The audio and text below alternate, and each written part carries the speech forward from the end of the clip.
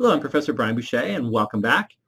In this video, we're going to take a look at what the financial statements can tell us about a business.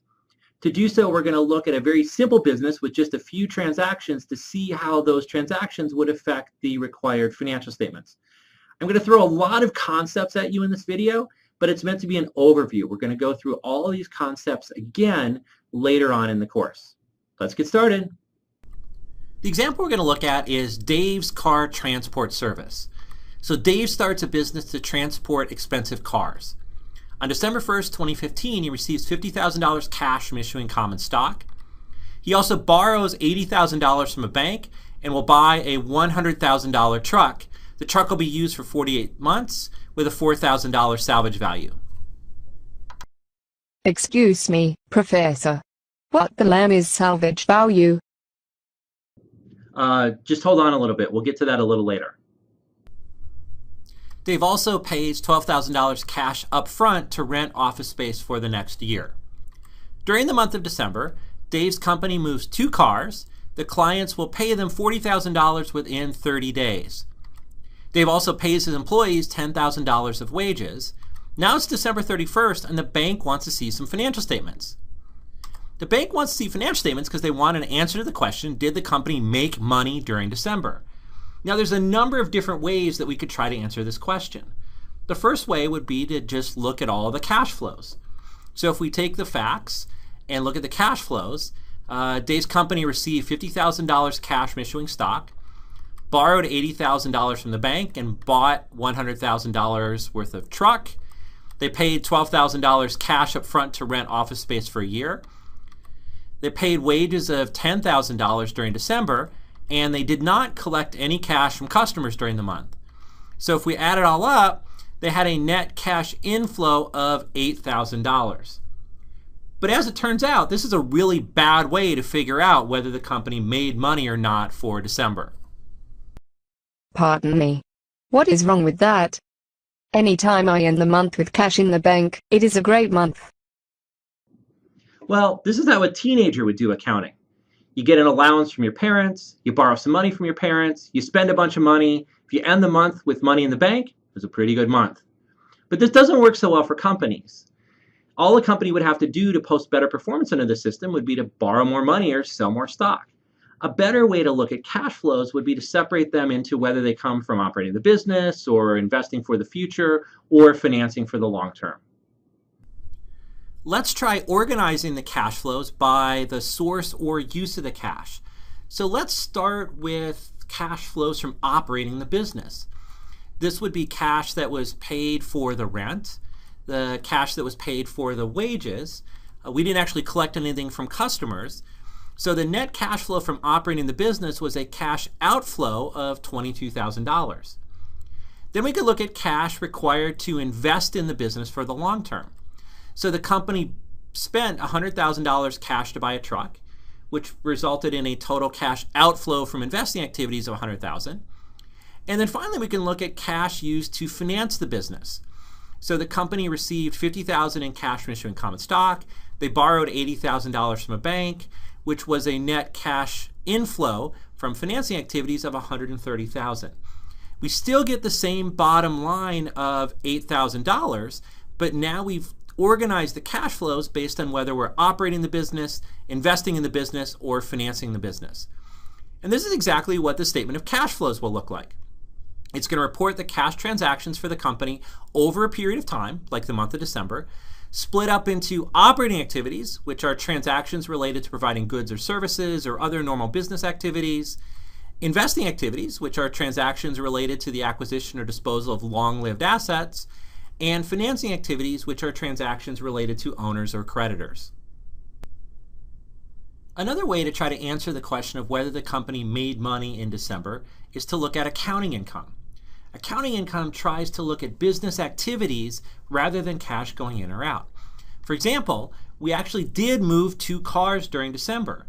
Even though we haven't got paid cash yet, we're likely to get paid cash. So why not book revenue of $40,000 to recognize the cash that we'll eventually get from providing the service of moving the cars? Even though we paid $100,000 for a truck, we're going to use that truck over 4 years. So why not allocate the cost of the truck over the 4 years? So we have a $100,000 truck with a $4,000 salvage value. Salvage value is how much we think the truck will be worth when we're done with it. So let's take that $96,000 of value that we're going to use up, divide it by 48 months, and recognize a $2,000 expense of using the truck each of the next 48 months. We paid $12,000 cash up front to rent office space for a year, but we've only been in there for 1 month. So why not just show 1 month of expense, $1,000, rather than the full $12,000 of cash that we paid up front? We paid $10,000 of cash to our employees for wages. That was all due to work they provided this month, so we'll show that all as a wages expense. That gives us something called net income. Net income is a measure of whether we priced our service, moving cars, high enough to cover all of the costs or expenses of running the business, all the costs of moving the cars. And this is what the income statement is going to tell us. It's going to give us the results of operations over a period of time using this notion of accrual accounting, where recognition is tied to business activities, not to cash flows. We'll have revenues, which are increases in owner's equity from providing goods or services, and we'll talk more about what owner's equity is in a little bit. We'll have expenses, which are decreases in owner's equity, which are incurred in the process of generating these revenues. It's the cost of doing business. The bottom line, or the difference between revenues and expenses, is going to be called net income, which is also called earnings or net profit. And it's important to note that it does not equal the change in cash, because it's giving you a measure based on business activities, not purely cash flow. This does not make any sense. How can we record revenue without getting any cash? What is this depreciation stuff? We didn't spend $2,000 on a truck. We spent $100,000. Okay, just give me a few videos. It'll take a little bit to explain all this to you. Just hang in there. Fine. So there are 2 different statements for this month's results. Which one is better? Which should we use? I once heard that cash is king. I am going to only use the cash flow statement. No. We'll talk about this more, but you definitely want to use both statements because they tell you different things. Let's take a look at how these 2 statements provide different pictures of what happened with the company. So starting with revenue, that tells you that you moved cars during the period and you're eventually going to get paid $40,000 from customers, whereas the 0 in the cash flow statement says that you actually didn't get any cash this period. For the truck, the cash flow statement tells you that you spent $100,000 cash on a truck. The accounting income says that the cost of the truck used up this period to generate revenue is only $2,000 because we're spreading it over the whole time that we're going to use the truck. For rent, our cash flow statement said we paid $12,000 cash this period for rent, but our accounting income says that we only used up 1 month of that. We still have $11,000 that we haven't used up that we'll use up over the next 11 months. Sometimes the expenses and the cash flow are the same as in the case of wages here, but as you can see from the cash from operations and the net income, you're getting very different pictures. Cash flow from operations of negative $22,000 says that you spent more cash than you had come in based on these operating activities. The net income, though, says that you priced your service high enough to cover all the costs of providing the service, which even though it didn't get you cash this period, should lead to positive cash flow in the future. The next statement that we're going to preview is the balance sheet, which provides the financial position of Dave's car transport company at the end of the month. By financial position, we mean all the resources and obligations.